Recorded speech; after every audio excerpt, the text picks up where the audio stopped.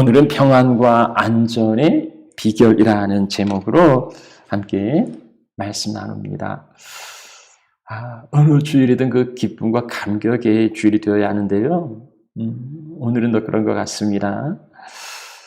오랜 온라인 예배를 마치고요. 이제 예배당에서 다시 예배할 수 있게 되었기 때문입니다. 오랜만에 이렇게 예배하다 보니 또 이게 잘 준비되지 못한 것도 많고 해서 참 하나님 앞에 송구함이 있지만 그럼에도 또 용납해 주시고 받아주신 하나님께 감사를 드립니다. 우리 지난해 봄이었지요. 세계적인 재앙 코비드-19으로 인하여서 이 감염 예방을 위한 격리와 그리고 제한 조치가 있었습니다.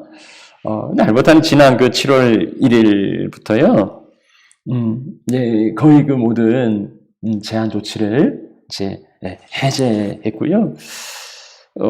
내일 모레부터는 이제 거의 뭐 다 해제하고 일상으로 돌아가겠다 이런 이제 발표를 한 게 있어요.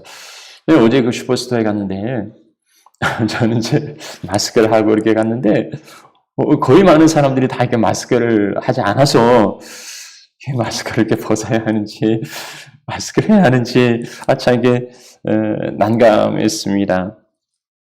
이제 알바다 보건당국이 이런 결정을 내린 근거는 이제 그 백신 접종인데요. 세계적으로 이제 23%의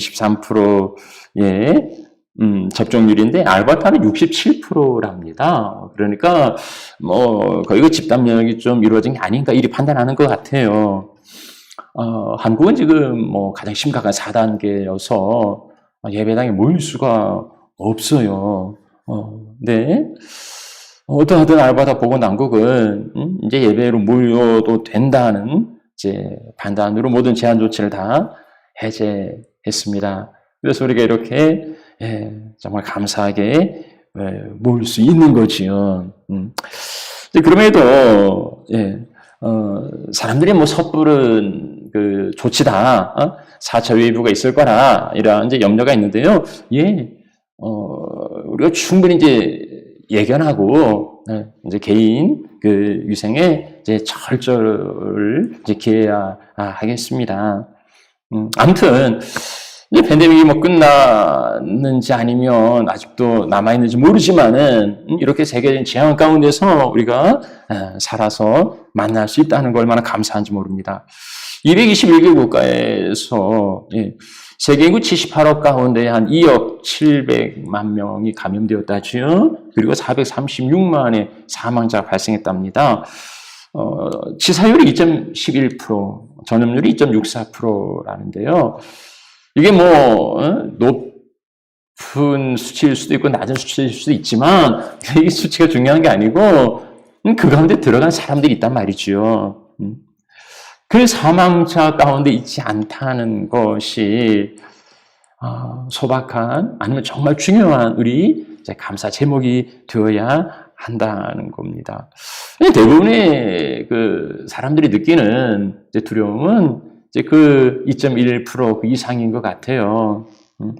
어제도 이제 다른 교회 목사님과 또 이제 좀 제법 규모 있는 교회 이제 중직을 맡은 집사님과 이제 대화를 하는데요. 갤거리는 지난 7월부터 모든 제한을 다 풀었지 않습니까? 그래서 이제 뭐 예배당 모이는 일에 이렇게 뭐 거리두기 하지 않아도 되는데 그럼 얼마나 그 예배가 회복됐습니까? 물어보니까는요, 그냥 50%가 되지 않았다고 그래요. 뭐 50%는커녕 아직도 많은 사람들이 그 두려움이 있답니다. 아직도 우리 교회에서 뭐 식상을 그러진 않잖아요. 근데 그냥 와서 예배하는 건데도 그 자리를 이제 꺼린다는 거예요. 뭐 그런 분들에 대해서 우리가 이렇다 저렇다 말할 수는 없습니다만은 뭐 예배당이 안 나왔다고 해서 믿음이 떠났다는 건 아니지요.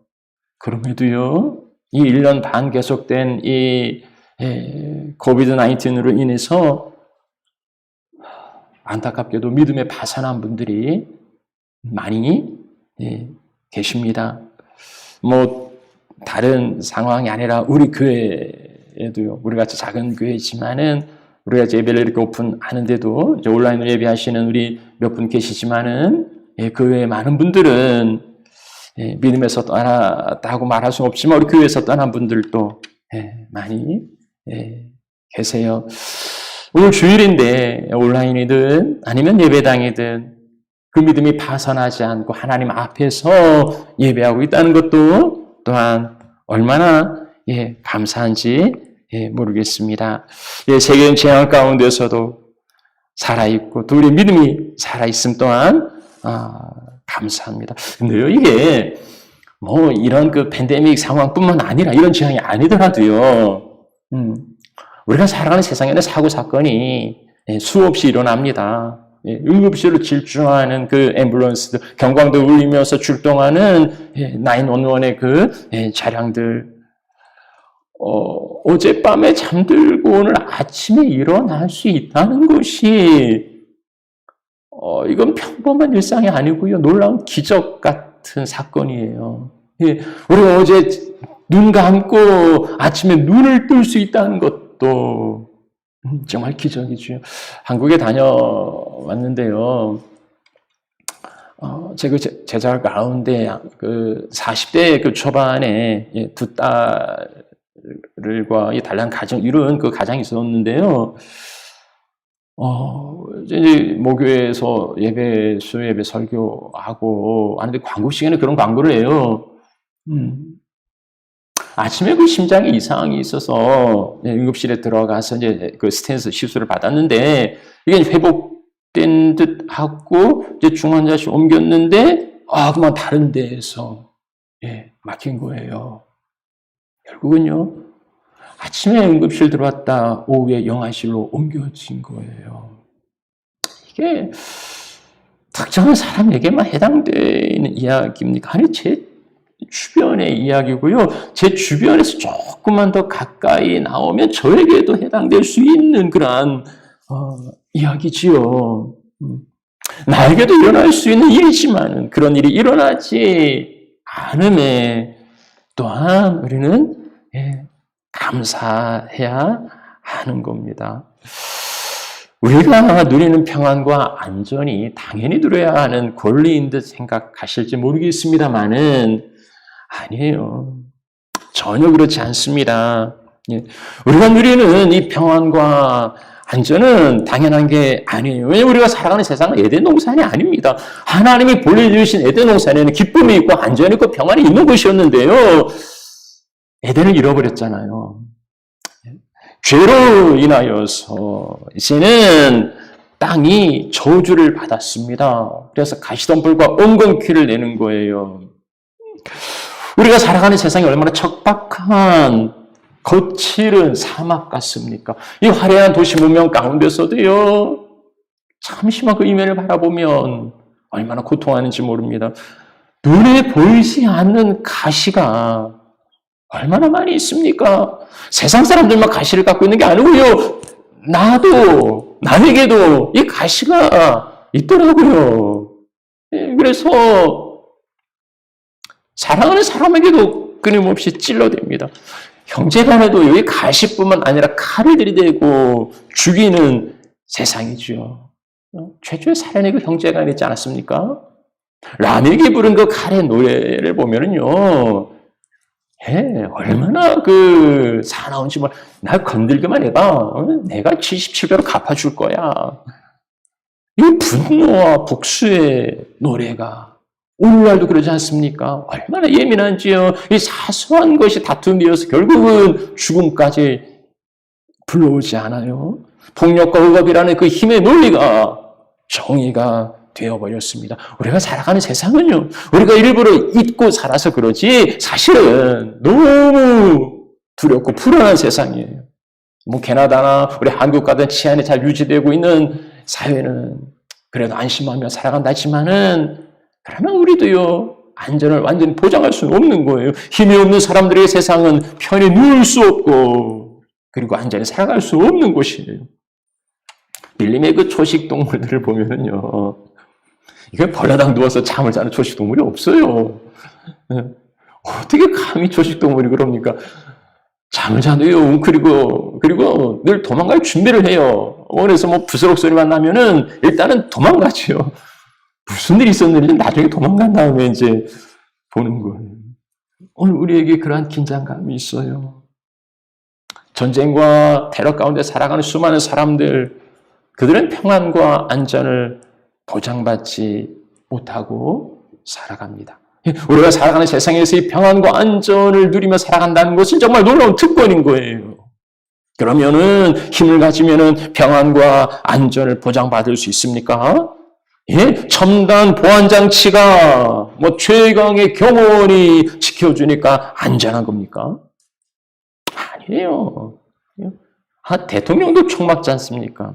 안타깝게도요, 이 불안을 막아줄 수 있는 보안 장치도 보디가드도 없어요. 예. 그래서 말하지요. 노동자는 차라리 단잠 자지만 부자는 그 불안함 때문에 자지 못한다고 말하고 있어요. 여러분, 내가 평안과 안전을 누리고 있다면 내가 뭐 대단해서겠습니까? 내가 강해서겠습니까? 내가 방역을 철저히 하고 바이러스를 피해서 이렇게 안전을 누리고 있는 겁니까? 내가 가진 돈과 권력이 나를 지켜주기 때문입니까? 아니에요. 그것을 믿고 의지하는 사람들이 있습니다만은, 그러나 결국은요, 한꺼번에, 단번에 무너져요. 어떤 사고 가운데에 자기가 믿었던 모든 것들이 다 무너지는 것을 보게 됩니다. 내가 잘해서요. 그렇지 않아요. 제가 한국에 이제 있으면서 목사님 한 분이 그 자기 차를 빌려주셨어요. 그래서 이제 너무 편리하게 잘 이용했는데요.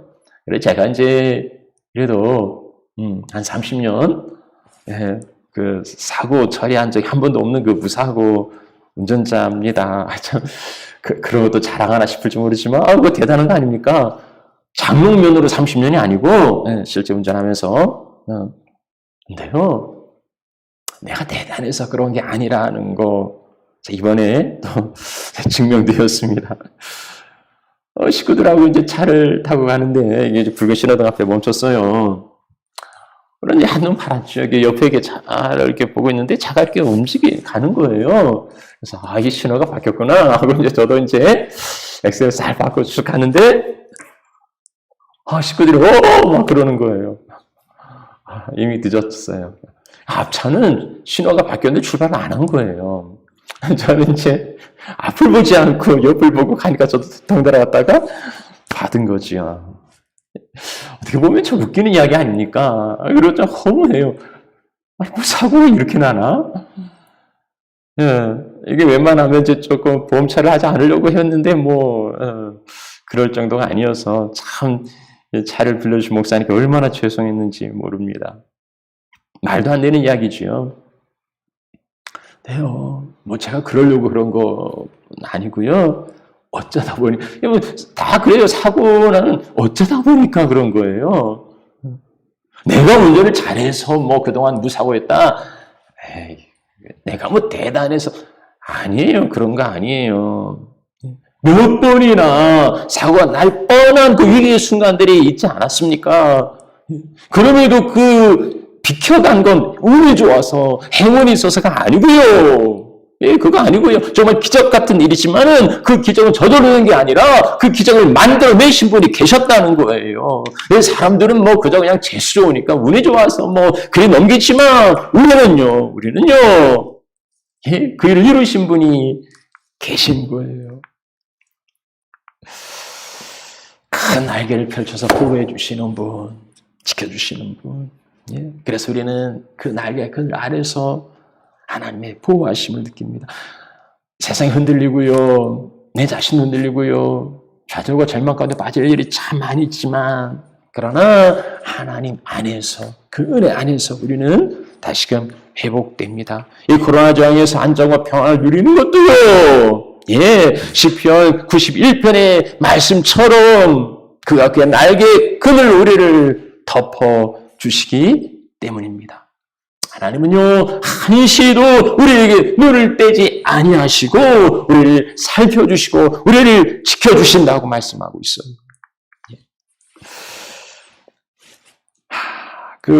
군대에 가면 이제 불침번이 있지 않습니까? 불침번이, 물론 뭐 이제 전시 상황이 아닌다면은 괜찮지만, 이 전시 상황에 이 불침번이 졸고 자면 부대는 전멸당해요. 그 불침번이 있어서 안전과 평안을 누리듯이 졸지도 아니하시고 주무시지도 아니하시고 불침번과 같이 우리를 지켜주시는 하나님이 계시기에 우리는 평안과 안전을 누리고 있는 것입니다. 그 하나님께서 우리에게 단잠을 주신다고 말씀하고 있어요. 이러 변조와 같이 풍랑이는 바다의 작은 돛담배처럼 위태할 수밖에 없는 우리의 삶이지만은 잠잠하라, 고요하라, 그 폭풍을 잠재우시고 평안으로 우리를 인도해 주십니다. 그래서 우리는요, 무슨 일을 당해도 환난이나 곤고나 박해나 기근이나 족심이나 위험이나 칼이나 그 무엇이라 할지라도요, 우리가 주님 안에 있으면 우리는 평안합니다. 우리는 안전합니다. 그래서 더욱 주님 안에 거하시기를, 주님 품에 거하시기를 진심으로 축복합니다. 자, 그런데요, 이제 이 말씀까지는 참 우리가 믿죠. 이제 우리의 삶 가운데 우리는 심각한 질문을 던지게 돼요. 하나님의 보호하심이 있어서 우리는 평안과 안전을 누리고 살아왔다는 걸 인정해요. 또 나는 연약하고 부족해서 내 안전을 보장할 수 없고 그래서 때때로 사고와 사건이 일어나고 그것도 인정합니다. 그러면은요, 오늘 이제 자연스러운 질문에 이제 도달하는데요. 하나님 지켜주신다. 나는 연약해서 어쩔 수가 없다. 나는 연약해서 어쩔 수 없는데 하나님 지켜주시는데도 왜 이런 일이 일어나느냐는 거지요. 전능하신 하나님이 나를 지켜 보호해 주신다는데 그 나를 품어주시는다는데 왜 때로 질병 가운데 사고 가운데에 여러분 세상에 불의하고 억울한 일이 얼마나 많이 있는지 모릅니다. 차마 그 눈을 감을 수 없는 죽음이 이 땅에 많아요. 약한 사람들이 당하는 그 고통과 억울함을 왜 이런 일들이 일어나는 거냐? 하나님이 한눈 파신 겁니까? 하나님 그 사람을 외면한 겁니까? 하나님의 깜빡 졸으시고 그 순간을 놓치신 겁니까? 도대체 왜 이런 일들이 일어나는 거냐? 하나님 지켜주신다는데, 하나님이 보호하신다는데 나는 왜 그 보호 밖에서 이 고통을 고스란히 당해야 하느냐 하는 거죠. 누가 알겠어요? 뭐 대답이 쉽지 않아요. 그럼 무슨 대답을 해도 이성이 이해해도 감성은 그걸 온전히 받아들이기가 쉽지 않아요. 그러나 적어도요, 우리가 이 질문에서 알아야 할 대답 가운데 한 가지는요, 하나님이 그러신 거 아니라, 하나님이 그 사고와 그 사건을 만드신 분은 아니라는 거예요. 그래서 하나님께 책임 추궁을 할 수 없다는 거죠. 하나님이 만드신 에덴 동산은 기쁨이 충만한 안전한 곳이에요. 인간이 죄를 범하고 에덴을 잃어버렸고 피조 세계가 저주를 받은 거 아닙니까? 인간이 이제 자업자득인 거죠. 누구를 향하여서 하소연할 수 있는 그런 게 아니에요. 그러면 하나님은요, 우리 연약과 실패를 방관하지 않으시고 그 가운데 개입하세요. 하나님께서 우리 삶에 개입하시는 기본적인 방식은 말씀드린 대로 안전과 평안이지요. 안전과 평안으로 우리 삶에 개입하시는데 하나님이 개입하시는 또 다른 방식이 있어요. 그건 훈련과 연단입니다. 고난과 역경이 하나님의 부재나 하나님의 침묵이나 하나님의 실수가 아니고요.